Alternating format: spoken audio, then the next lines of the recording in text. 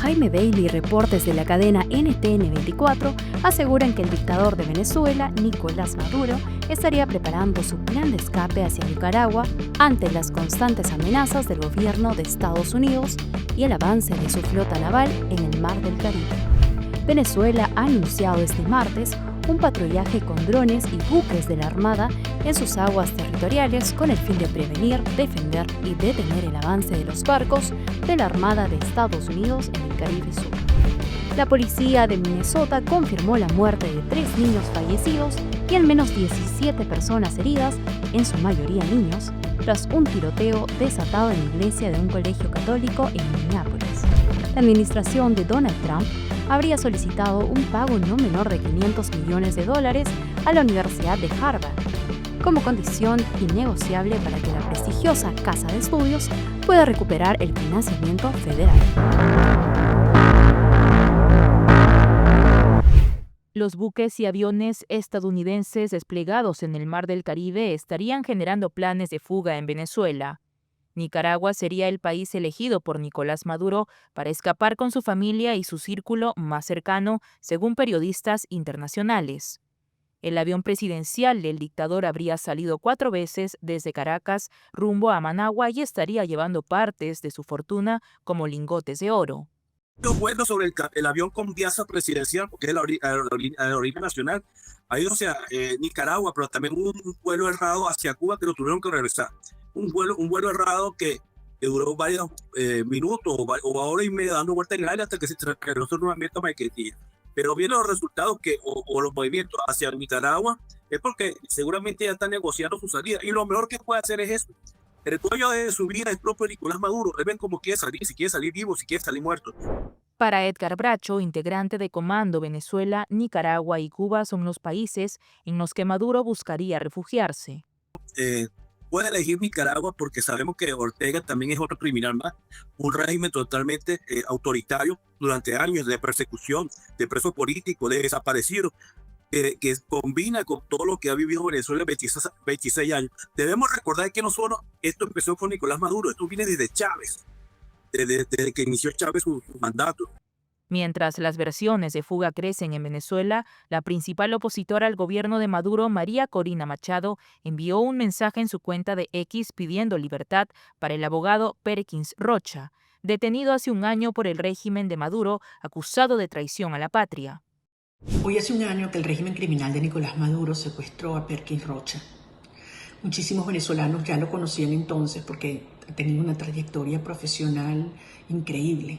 Él es un testimonio de nuestros héroes que frente a la persecución se crecen y demuestran lo que están dispuestos a hacer para la construcción de esta Venezuela. Junto a Estados Unidos, Paraguay, Ecuador y Argentina, también califican al Cártel de los Soles como terroristas y con ello a Nicolás Maduro como el jefe y cabecilla. En los tribunales de Miami también se ha acusado a Nicolás Maduro y a sus ministros Diosdado Cabello y Vladimir Padrino López por secuestro y torturas. Así son los buques que navegan rumbo a las costas de Venezuela. El grupo anfibio de despliegue inmediato Iwo Jima de la Marina de Estados Unidos se dirige al Caribe Sur como parte del plan del presidente Donald Trump para combatir a los cárteles de droga latinoamericanos. Los buques partieron del puerto de Norfolk, Virginia, tras esquivar al huracán Erin. El grupo incluye al USS Iwo Jima, un buque de asalto anfibio, al USS San Antonio de transporte y al USS Fort Lauderdale especializado en desembarcos. Transportan 4.500 efectivos, entre ellos 2.200 infantes de marina de la unidad expedicionaria número 22. A ellos se suman 3 destructores, el USS Samson, el USS Gravely y el USS Jason Dunham, armados con sistemas Aegis y más de 90 misiles de largo alcance. Desde Caracas, el gobierno de Nicolás Maduro respondió con patrullaje navales, drones y 15.000 soldados desplegados en la frontera con Colombia. El ministro de Defensa, Vladimir Padrino, advirtió: aquí vamos a tener también un despliegue importante de drones con distintas misiones, puntos de atención ciudadana, puntos de exploración y vigilancia, puntos o recorridos fluviales con la infantería de marina por todos los ríos, especialmente en el Catatumbo, que desembocan en el Golfo de Venezuela, patrullas navales en el lago de Maracaibo, patrullas navales en el Golfo de Venezuela y buques de mayor porte más arriba al norte en nuestras aguas territoriales. Según Maduro, Venezuela cuenta con 4,5 millones de reservistas, aunque analistas cuestionan esa cifra. El Pentágono no revela sus planes, pero el despliegue incluye un submarino nuclear capaz de lanzar misiles de largo alcance y aviones P-8 Poseidón de vigilancia. Además, llegarán el USS Lake Erie, un crucero de misiles guiados, y el USS Newport News, submarino de ataque rápido. Caracas denuncia una grave amenaza a la paz regional y exige la retirada inmediata de estas fuerzas. Mientras tanto, el mundo observa cómo el Caribe se convierte en escenario de tensión militar. ¿Estamos ante un operativo antidrogas? ¿O qué crees que esté buscando Estados Unidos? Déjanos tus comentarios. Venezuela ha anunciado este martes un patrullaje con drones y buques de la Armada en sus aguas territoriales con el fin de prevenir, defender y detener el avance de los barcos de la Armada de Estados Unidos en el Caribe Sur. El ministro de Defensa de Venezuela, Vladimir Padrino López, informó que a solicitud de Nicolás Maduro buscan reforzar la protección de su soberanía. Aquí vamos a tener también un despliegue importante de drones con distintas misiones, puntos de atención ciudadana, puntos de exploración y vigilancia, puntos o recorridos fluviales con la infantería de marina por todos los ríos, especialmente en el Catatumbo, que desembocan en el Golfo de Venezuela, patrullas navales en el lago de Maracaibo, patrullas navales en el Golfo de Venezuela y buques de mayor porte más arriba al norte en nuestras aguas territoriales. Así que, bueno, tenemos todo un despliegue, además del despliegue que ya existe, porque ya hay presencia militar en la zona, presencia para la protección de las instalaciones petroleras y además toda la presencia que tenemos actualmente allí.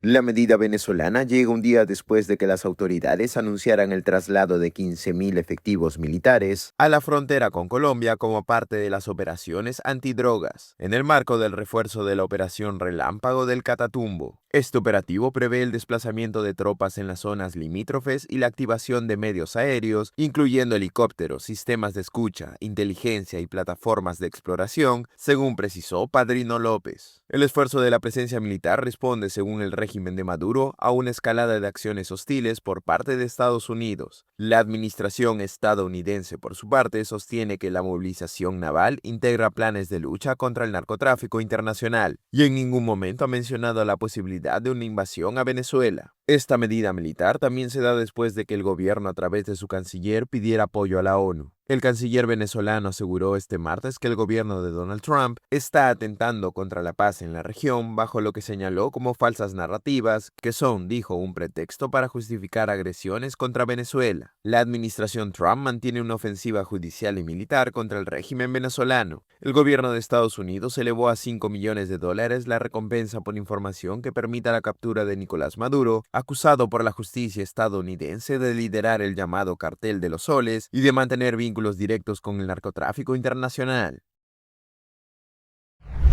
En Colombia la violencia recrudece. 34 militares secuestrados y 2 atentados mortales sacuden al país en menos de una semana. Estamos ante el regreso de las FARC. El ministro de Defensa, Pedro Sánchez, confirmó que 34 militares del ejército fueron secuestrados en el retorno, Guaviare, durante un operativo que acabó con la vida de Willington Venegas Leiva, alias Dumar, uno de los principales líderes del Estado Mayor Central, la estructura más fuerte de las disidencias de las FARC. Sánchez calificó el hecho como una acción ilegal y delictiva, señalando la posible participación de civiles vinculados con la guerrilla que exigen un corredor humanitario. El ministro solicitó a la ONU y a la Defensoría del Pueblo intervenir para exigir la liberación inmediata de los soldados. Un combate supremamente fuerte que duró el día domingo unas 6 horas, en las cuales incluso 2 aeronaves de nuestra fuerza pública fueron impactados. Pero a pesar de ello, nuestros valientes militares, en apoyo de la Policía Nacional, con el apoyo de todas las capacidades de nuestro ejército, de nuestra armada, de nuestra fuerza aeroespacial, permitió la integridad. Esperamos que a través de la Defensoría del Pueblo, MABOEA, también hemos hecho llamado a la ONU, liberen, suelten a nuestros militares para poder continuar protegiendo a todos los colombianos. Alias Zúmar, cabecilla de la facción Martín Villa, operaba bajo las órdenes de alias Iván Mordisco, máximo líder del Estado Mayor Central, y tenía como objetivo asegurar rutas estratégicas del narcotráfico en Meta y Guaviaré para fortalecer el poder de las disidencias. Pero este secuestro se suma a una serie de hechos violentos que estremecieron al país.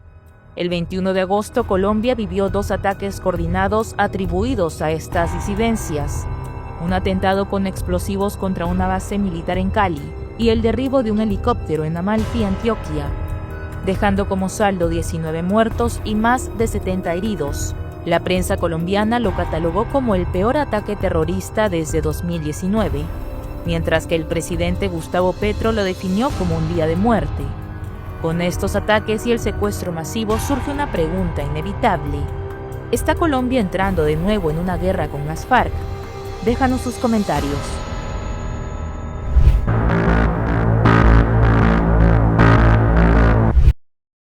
La policía de Minnesota confirmó que identificó al sujeto acusado de ser el responsable del tiroteo desatado al interior de una iglesia de una escuela católica de Minneapolis. El atentado que enlutó a la ciudad ha dejado el saldo de 3 niños fallecidos y al menos 17 personas heridas, en su mayoría niños. Según informó el jefe de policía de Minneapolis, Brian O'Hara, el tiroteo en la escuela católica Annunciation ocurrió mientras estudiantes y otras personas asistían a la misa de la primera semana de clases. El atacante se acercó a la escuela por el exterior del edificio durante la misa y comenzó a disparar un rifle a través de las ventanas de la iglesia. Según relata O'Hara, el tiroteo masivo en la escuela católica fue un acto deliberado de violencia. Este fue un acto deliberado de violencia contra niños inocentes y otros fieles. La crueldad y cobardía de disparar contra una iglesia llena de niños es absolutamente incomprensible. Niños de 8 y 10 años murieron, allí donde se sentaban en los bancos. Sus padres fueron notificados. Otras 17 personas resultaron heridas, 14 de ellas niños. 2 de ellos se encuentran en estado crítico. El cobarde que disparó se quitó la vida en la parte trasera de la iglesia. Creemos que se trata de un solo sospechoso, un asesino de almas. Creemos que está fallecido. Tiene poco más de 20 años y no tiene antecedentes penales conocidos. Estamos recibiendo la información que se ha dejado para intentar determinar algún tipo de motivo. La escuela fue evacuada y las familias de los estudiantes fueron dirigidas posteriormente a una zona de reunificación en la escuela. Afuera, en medio de una fuerte presencia de agentes de la ley, había niños uniformados con sus camisas o vestidos verde oscuro. Muchos salían poco a poco de la escuela con adultos dando abrazos prolongados y secándose las lágrimas. Estaba en la iglesia y escuché algo muy fuerte. Pensé que eran fuegos artificiales y luego vi el tiroteo y pensé, Dios mío, qué miedo. Una maestra me acompañó al aula de preescolar y fui allí. Mi amiga y yo estábamos rezando sin parar y luego salimos esperando dentro y luego fuimos a casa de alguien para estar a salvo. Después nos dirigimos al F-45 y vi a mi mamá y me alegré muchísimo. Me alegré mucho de que estuviera conmigo. Niños de entre 6 y 14 años están siendo tratados por lesiones en un sistema de salud del área de Minneapolis tras el tiroteo. 9 de los 11 pacientes del ataque que están siendo tratados en Hennepin Healthcare son niños de entre 6 y 11 años, dijo el miércoles Thomas Wyatt, director de medicina de emergencia de Hennepin Healthcare. Se trata de uno de los tiroteos en la ciudad en menos de 24 horas. Una persona murió y otras 6 resultaron heridas en una balacera el martes por la tarde frente a una secundaria en Minneapolis. Horas después, 2 personas murieron en otros 2 tiroteos en la ciudad. El tiroteo en la escuela del miércoles también siguió a una serie de llamadas falsas sobre supuestos tiroteos en al menos una docena de campus universitarios de Estados Unidos. Las advertencias falsas, a veces con sonidos de disparos de fondo, llevaron a las universidades a enviar mensajes de texto para correr, esconderse, luchar y asustaron a los estudiantes de todo el país al comenzar el año escolar. En un nuevo capítulo de la disputa política entre el presidente de Estados Unidos, Donald Trump, y la Universidad de Harvard, la administración republicana anunció que exigirán un pago no menor de $500 millones para restablecer su financiamiento federal. El presidente habría dicho a la Secretaría de Educación, Linda McMahon, durante una reunión de gabinete este martes, que no aceptarán menos de $500 millones de Harvard. En ese sentido, le prohibió a McMahon aceptar un monto menor, ya que en Harvard han sido muy malos. El gobierno ha sostenido que está tomando medidas contra el antisemitismo en los campus en medio de la guerra entre Israel y el grupo extremista Hamas. Pero Harvard, la universidad que se ha enfrentado directamente a la Casa Blanca en los tribunales, se ha convertido en el epicentro de un choque más amplio sobre la libertad académica, la financiación federal y la supervisión de los campus. Y dentro de la Casa Blanca hay la convicción de que apuntar a las instituciones académicas más prestigiosas del país es un tema político favorable para el presidente. Las declaraciones de Trump se producen mientras espera que una jueza federal falle pronto en el caso del financiamiento de la universidad contra el gobierno de Trump.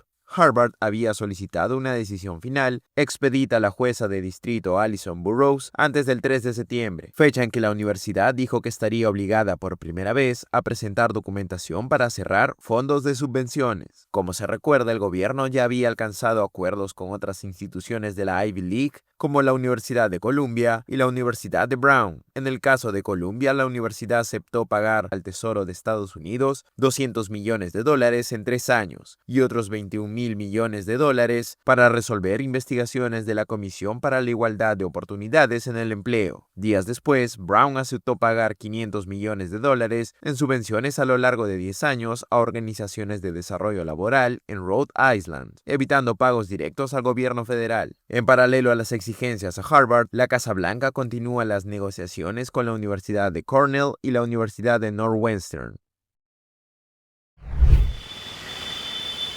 Los aranceles de Estados Unidos aplicados a las importaciones de India se duplicaron el miércoles hasta el 50%. El presidente estadounidense Donald Trump decidió castigar al país más poblado del mundo, uno de los principales importadores de petróleo ruso, acusándolo de ayudar a Moscú a financiar su guerra en Ucrania. No nos estamos alejando de Estados Unidos, pero Rusia siempre ha sido y será nuestro buen socio. Y comprar petróleo a Rusia seguirá siendo beneficioso para nosotros. Lo que ha ocurrido recientemente no es solo Trump, sino también su arrogancia, porque quiere que todo el mundo siga sus palabras. Pero en algún lugar, India tendrá que adoptar su propia postura y posición. No podemos operar siempre en sus términos, como detener las importaciones de petróleo solo porque él diga.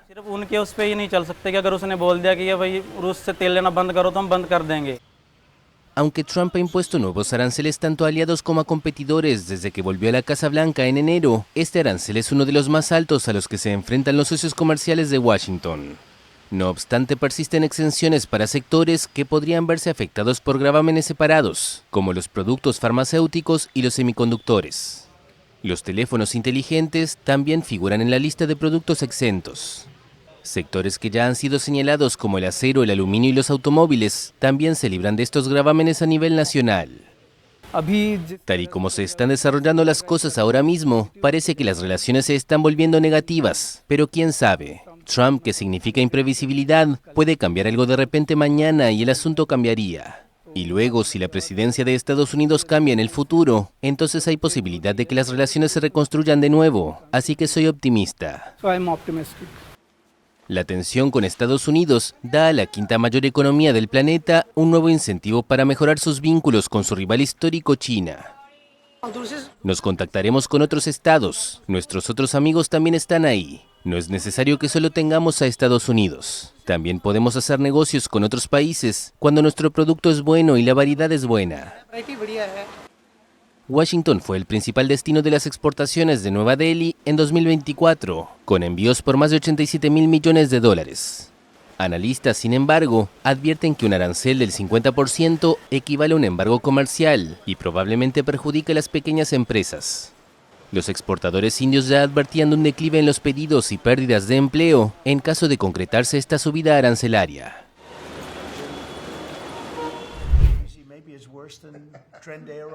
El presidente de Estados Unidos, Donald Trump, quiere despedir a la gobernadora de la Reserva Federal, Lisa Cook.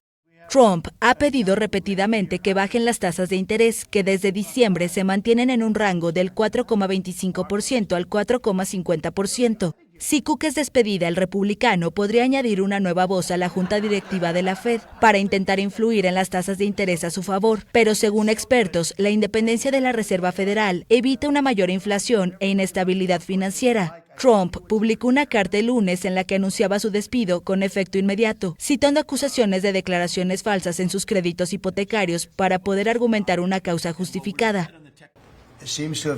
Parece haber cometido una infracción y no puede cometerla, y sobre todo porque está a cargo, si lo piensan, de las hipotecas, y necesitamos gente completamente transparente y no parece que ella lo fuera. Cook alegó que Trump no tenía autoridad legal para despedirla y afirmó que no renunciaría, al tiempo que presentó una demanda para impugnar lo que llamó una acción ilegal. Un portavoz de la Fed dijo que el Banco Central acatará cualquier decisión judicial y que Cook busca que se confirme su capacidad para seguir cumpliendo con sus responsabilidades como gobernadora. Según una orden de la Corte Suprema, un presidente estadounidense solo puede destituir a un funcionario del Banco Central por una causa justificada, lo que puede interpretarse como haber cometido una infracción. Trump ha atacado repetidamente al presidente de la Fed, Jerome Powell, a quien apoda demasiado tarde y le ha llamado imbécil por no bajar las tasas de interés. Tenemos algunas personas muy buenas para esa posición, estamos reduciendo opciones, o sea, creo que quizás en mi mente ya tengo a alguien que me guste, pero trato con Scott, trato con Howard y estamos tratando con muchas personas que estarán involucradas en esa decisión, en última instancia. Es una decisión muy importante a medida que la entendemos. Recibí una mala recomendación cuando opté por Jerome, demasiado tarde. Él es demasiado tarde, su apodo es demasiado tarde. La Fed argumenta que ha mantenido estables las tasas de interés, pues vigila los efectos de los aranceles de Trump sobre la inflación, que no ha llegado al 2% deseado para mantener la economía estable. La Unión Europea afirmó el martes que tiene el derecho soberano de regular la tecnología en respuesta a las amenazas de Donald Trump de imponer nuevos aranceles a los países que, según él, discriminan a las empresas tecnológicas estadounidenses. El presidente de Estados Unidos atacó enérgicamente el lunes en su plataforma Truth Social a los países u organizaciones que regulan el sector tecnológico, señalando que están diseñados para discriminar o perjudicar a la tecnología estadounidense. La Comisión Europea refutó firmemente la acusación de que las empresas estadounidenses sean deliberadamente objeto de sus normas sobre tecnología digital. Es el derecho soberano de la Unión Europea y sus Estados miembros regular actividades económicas en nuestro territorio de manera consistente con nuestros valores democráticos. Aunque Trump no mencionó directamente a la Unión Europea, esta dispone de un potente arsenal jurídico en la materia, como el Reglamento de Mercados Digitales y el Reglamento de Servicios Digitales, que se refieren a la competencia y a la moderación de contenidos. Reino Unido también aplica un impuesto a los servicios digitales. A menos que se eliminen estas medidas, Trump no descartó imponer aranceles adicionales sustanciales a los productos de estos países o restricciones a la exportación de tecnología y chips estadounidenses. En junio, el mandatario canceló las negociaciones comerciales con Canadá en represalia por un impuesto sobre los servicios digitales previsto por Ottawa y dirigido a multinacionales estadounidenses como Alphabet, Amazon y Meta. Poco después, Canadá anunció la cancelación de la medida.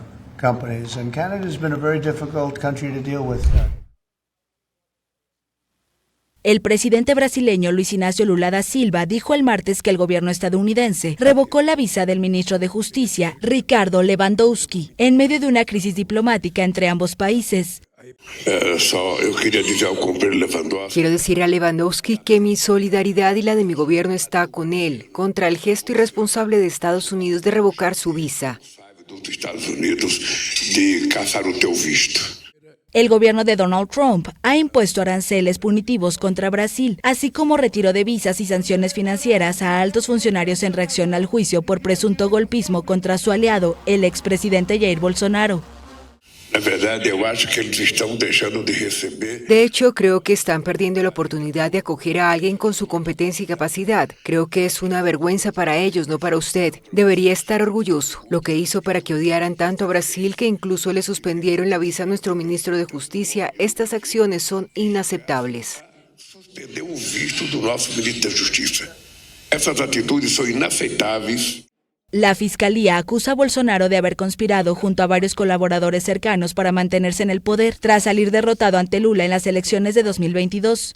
Paulo Figueiredo, un influencer brasileño residente en Estados Unidos, y Eduardo Bolsonaro, hijo del expresidente, quien también reside en ese país, llevan un intenso lobby ante el gobierno estadounidense para que adopten medidas contra las autoridades brasileñas por la acusación contra el expresidente. La situación judicial de Bolsonaro, que se declara inocente, ha suscitado fuertes tensiones entre Brasil y Estados Unidos.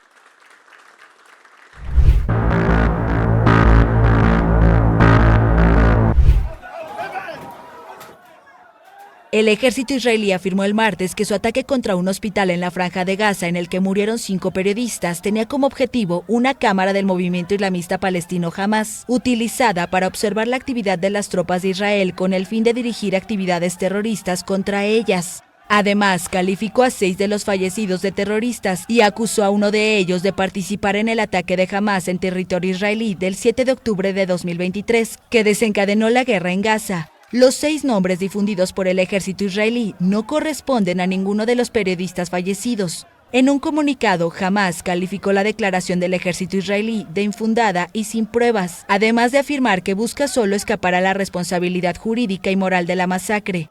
El ataque de lunes contra el hospital Nasser en Han Yunis, en el sur del territorio palestino, mató al menos a 20 personas, entre ellas 5 reporteros que trabajaban para Al Jazeera, The Associated Press y Reuters, entre otros medios de comunicación. El ataque fue condenado por la ONU y varios países, entre ellos Francia, Alemania y Reino Unido, que exigen que se proteja a los periodistas. En tanto, el primer ministro israelí Benjamin Netanyahu afirmó que el bombardeo fue un accidente trágico y el miércoles siguió mencionando que no parará la guerra hasta acabar con Hamas.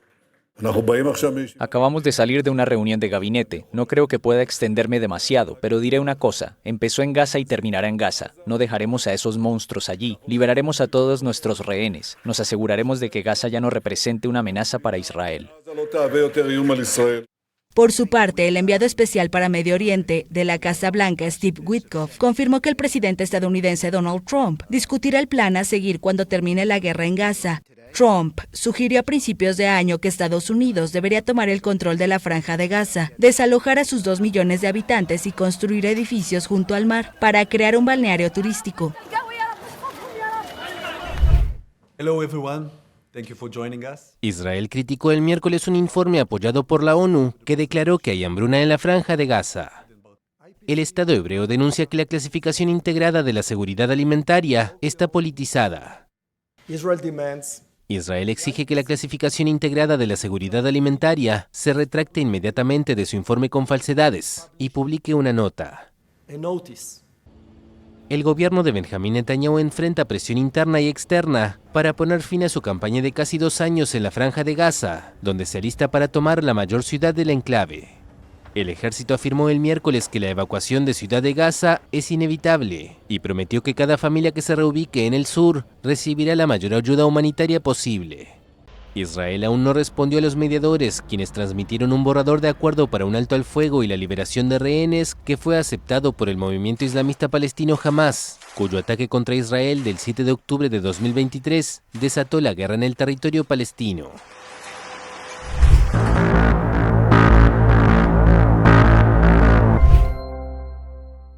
Barrio 18 y Mara Salvatrucha son las pandillas que mantienen una fuerte pugna con el gobierno de Guatemala por el control de las prisiones, desde que el pasado 31 de julio sus líderes fueron trasladados a una cárcel de máxima seguridad para aislarlos. Esto ha provocado constantes motines en los centros penales. La directora de la organización no gubernamental Movimiento Pro Justicia, Carmen Aida Ibarra, considera que hay un mal manejo del sistema penitenciario.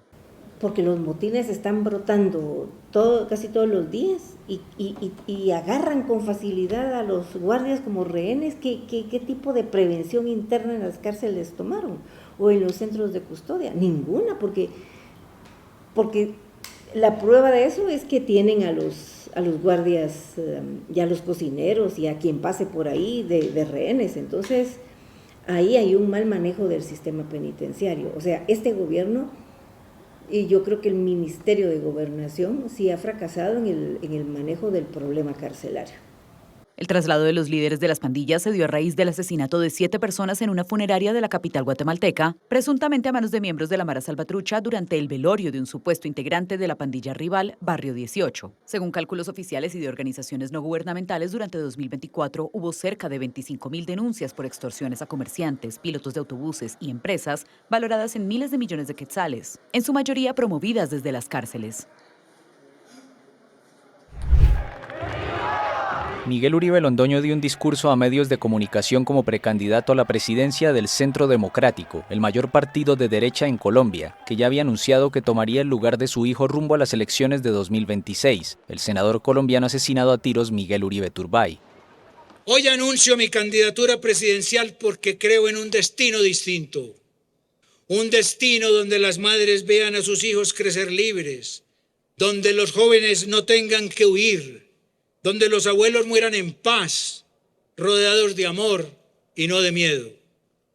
Y en especial, como lo decía Miguel, un destino en el que los padres no tengamos que enterrar a nuestros hijos. Este reconocido empresario cafetero fue concejal de Bogotá entre 1988 y 1990 y fue esposo de la afamada periodista Diana Turbay, secuestrada en 1990 por orden de Pablo Escobar y asesinada durante un operativo de rescate.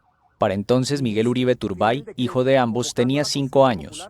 El senador y precandidato presidencial murió el 11 de agosto a los 39 años por heridas en la cabeza tras un brutal ataque armado en junio. Colombianos, hoy les hablo desde la herida más profunda que puede sufrir un ser humano. La de un padre que despidió a su hijo asesinado por sus ideas. Una herida que no voy a permitir que me doblegue, porque de ese dolor ha nacido una fuerza indestructible. Las autoridades han capturado a 6 personas vinculadas al asesinato de Uribe Turbay, incluido el tirador de 15 años, y señalan como principal sospechosa a una disidencia de la extinta guerrilla FARC conocida como Segunda Marquetalia. El atentado revivió los fantasmas de los peores años de la violencia política en Colombia, con 5 candidatos presidenciales acribillados durante la segunda mitad del siglo XX. Miguel Uribe Londoño, de 79 años, se medirá en campaña con las legisladoras María Fernanda Cabal y Paloma Valencia para escoger un único candidato a la presidencia del Partido Centro Democrático entre diciembre de 2025 y enero de 2026. Y que enarbolara sus banderas. Un juez ordenó el martes prisión domiciliaria para el líder opositor Luis Fernando Camacho, detenido desde hace casi 3 años, en el juicio que se le sigue por su presunta participación en el golpe de Estado contra Evo Morales en 2019, anunció su defensa. Y creemos que por fin se ha recuperado la justicia, la independencia y la imparcialidad del Poder Judicial del país. ¿Cuándo estaría abandonando? ¿Se presentó apelación? Probablemente en las próximas 72 horas el gobernador Fernando Camacho esté en libertad. Sin embargo, el exgobernador del departamento de Santa Cruz deberá seguir recluido en la cárcel de Chonchocoro, a las afueras de La Paz, debido a que enfrenta otra causa penal. La semana pasada, el Tribunal Supremo de Justicia de Bolivia ordenó revisar las detenciones preventivas de Camacho y de los también opositores Marco Pumari y la expresidenta Jeanine Áñez. En el caso de los 2 dirigentes ya se habría vencido el plazo para la prisión preventiva. En un mensaje divulgado en sus redes sociales, Camacho, un dirigente de derecha de 46 años, calificó la decisión del juez como un primer paso hacia la libertad. Y esto es poco a poco para todos los presos políticos de Bolivia. Bolivia libre, bendito Dios, es momento de clamar y decir gracias a Dios y gracias a las personas, a los profesionales, abogados que realmente han podido hacer justicia con Camacho y Pumari. El miércoles, Camacho se presentará de nuevo ante los jueces que determinarán si también suspenden la detención preventiva por otro juicio relacionado con una violenta protesta con bloqueos en ese departamento en 2022, cuando fue capturado. El oficialismo impulsó juicios contra civiles y militares por el golpe de Estado contra Morales, quien se vio forzado a renunciar en 2019 por las violentas protestas organizadas por la oposición que lo acusaban de haber cometido fraude en la elección de ese año. A raíz de ello, la exmandataria Áñez fue condenada en junio de 2022 a 10 años de prisión. El cohete más grande jamás construido, la nave Starship de la empresa estadounidense SpaceX, despegó el martes en su 10º vuelo de prueba, tras una serie de problemas técnicos que habían puesto en duda su viabilidad. El gigante de más de 120 metros de alto se elevó desde su base en Texas y la etapa superior amerizó con éxito en el Océano Índico cerca de una hora después, tras cumplir con sus objetivos clave, según la retransmisión de video de la empresa, propiedad del multimillonario Elon Musk. A diferencia de otras pruebas, SpaceX no intentó atrapar al Starship en la torre de lanzamiento, sino probar su rendimiento. La atención se centró entonces en la etapa superior destinada a transportar tripulación y carga, y en su capacidad mientras se eleva hacia el espacio. El vuelo de prueba se realizó el martes luego de sendos aplazamientos el domingo y el lunes, causados primero por un problema técnico y después por malas condiciones meteorológicas. A principios de año, los anteriores intentos de lanzamiento terminaron con explosiones en el aire. Esta sucesión de contratiempos, a la que en junio se añadió otra explosión durante una prueba en tierra, generó dudas sobre el avance de Starship. Con Starship, pensada para realizar viajes interplanetarios, SpaceX quiere ir todavía más lejos y realizar su sueño de la colonización de Marte, un reto que Musk espera lograr en 2026. Versiones modificadas de Starship deben prestar sus servicios al programa Artemis de la NASA, que prevé el regreso de astronautas estadounidenses a la Luna, así como vuelos de larga distancia terrestres, con los que SpaceX promete a sus clientes llegar a cualquier parte del mundo en una hora o menos. Pero antes, Starship debe superar miles de desafíos técnicos, admitió Musk el lunes desde su base espacial en Texas. There's a splashdown.